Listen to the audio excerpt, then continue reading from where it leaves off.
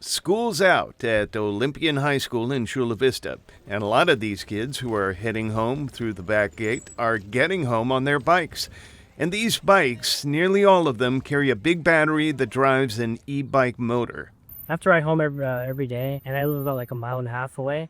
So riding a normal bike would take very long, and it's mostly uphill. None of the bikers here are popping wheelies or endangering pedestrians, but most ER doctors will tell you electric bikes are a reason why bike injuries are on the rise. The chief of trauma surgery at Scripps Mercy Hospital says his hospital used to count e-bike and e-motorcycle injuries in the dozens every year. Now they're in the hundreds. The head of trauma medicine at Brady Children's Hospital says e-bikes have made bike accidents more serious. No longer a case for the ER, but a case for the operating room. Most times when we see bicycle injuries, they don't really warrant a trauma surgeon or a trauma team to see them. But the e-bikes are much more fast, much more difficult for some kids to control. And so the injuries are much more severe, especially in relation to head injuries. E-bike motors give an electric boost to a bike's pedal action, and many also have a throttle that will run the bike 20 miles an hour without pedaling. Class 3 e-bikes will power the pedal assist up to 28 miles an hour. Dr. Vishal Bansal, the trauma surgery chief at Scripps Mercy, this week attended a press conference with law enforcement, pointing out the potential dangers of electric two-wheelers.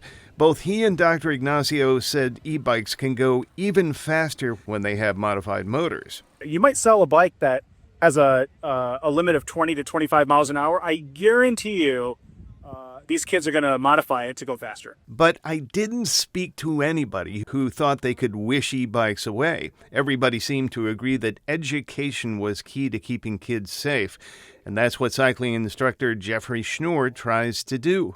And I think e-bikes are great because they really improve people's mobility options. Whether you're a child and you may not be able to get up a hill biking, instead of having to dismount and walk up, you can just bike right up. In this parking lot in Solana Beach, about 10 kids, most of them with e-bikes, are learning how to ride them safely.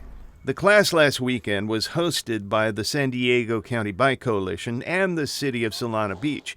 It began inside with a class relevant to any bike trying to navigate local streets. How do you make a left turn on a multi-lane road? How do you stay out of the door zone where a car door thrown open can endanger a cyclist? Outside, kids practiced some cycling drills before they all went for a short road trip. I think the thing that makes you the most safe as a cyclist is being conspicuous and being predictable. Being conspicuous sometimes means taking the whole traffic lane a car would occupy. That can be done easier with an e-bike, which can better match the speed of a car. Cycling instructor Ron Dashwood uses an example from his hometown of Encinitas. So if you're on residential streets, the speed limit's 20 miles an hour. An e-bike, a class 1 e-bike, can go 20 miles an hour.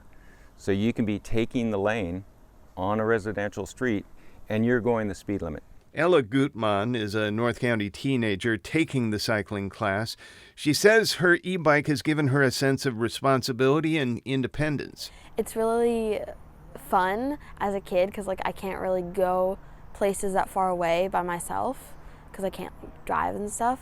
But with electric vehicles like e-bikes, it's a lot easier to do that. Ella's dad, Tomer Gutmann, said it took a while before he was comfortable with Ella on an e-bike, but he sees the upside now. If the child can take care of themselves and go to after-school activities or friends, it's going to help parents and myself, my wife, be able to address other things instead of just being a taxi driver all afternoon. The city of Carlsbad will hold a meeting next week to determine whether it should prohibit the use of e-bikes for kids under age 12. Chula Vista has done that already.